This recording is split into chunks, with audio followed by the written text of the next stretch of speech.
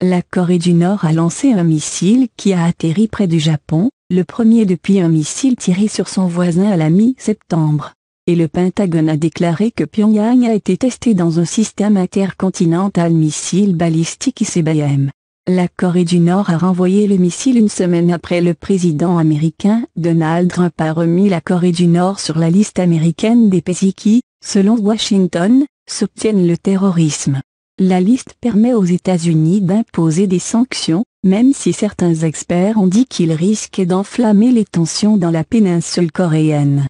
Le colonel Robert Manning, porte-parole du Pentagone, a déclaré que l'évaluation initiale du Pentagone était un ICBM lancé par Sany en Corée du Nord et qu'il a parcouru environ 1000 km avant d'éclabousser la mer du Japon. Le missile ne constitue pas une menace pour les États-Unis, ses territoires ou alliés, a déclaré le Pentagone. Le gouvernement japonais a estimé que le missile avait volé près de 50 minutes et avait atterri dans la mer dans la zone économique exclusive du Japon, a rapporté la chaîne de télévision japonaise NHK.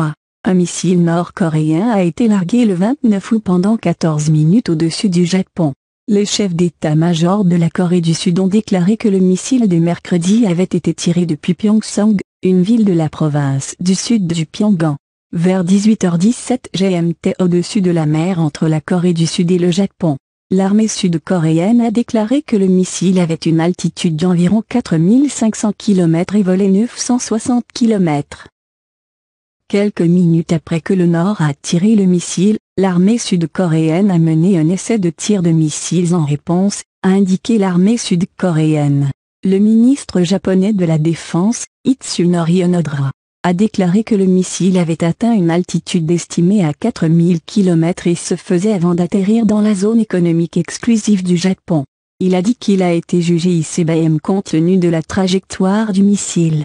Le radiodiffuseur public japonais NHK a rapporté que 3 projectiles ont été tirés, le plus proche atterrissant à 210 km à l'ouest du nord du Japon, suggérant que le missile s'est brisé en morceaux. L'agence de presse japonaise Kyodo, citée par le ministère de la Défense, a fait l'objet d'une enquête.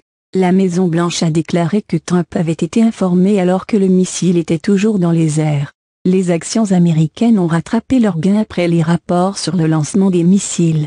L'indice SP500 était en hausse d'un demi% en milieu d'après-midi. 2 sources ont été déclarées plus tôt que les experts du gouvernement américain pensaient que la Corée du Nord pourrait procéder à un nouveau test de missiles en quelques jours. Après avoir tiré 2 ou 3 missiles par mois depuis avril, la Corée du Nord a suspendu ses lancements de missiles à la fin du mois de septembre, après avoir tiré un missile sur l'île de Kado, au nord du Japon, le 15 septembre. Les responsables américains qui ont parlé plus tôt ont refusé de dire quel type de missile la Corée du Nord pourrait tester, mais ont noté que Pyongyang travaillait à développer des missiles à pointe nucléaire capables de frapper les États-Unis et avait déjà examiné des missiles balistiques intercontinentaux. La semaine dernière, la Corée du Nord dénonce la décision de Trompette de la revendiquer en tant que sponsor étatique du terrorisme, appelant une provocation sérieuse et une violation violente. Trump a échangé des insultes et des menaces avec le dirigeant nord-coréen Kim Jong-un dans son premier discours devant les Nations Unies que les États-Unis ont choisi d'autre choix que de détruire totalement la Corée du Nord. Washington a répété à maintes reprises que toutes les options étaient sur la table pour traiter avec la Corée du Nord, y compris les militaires.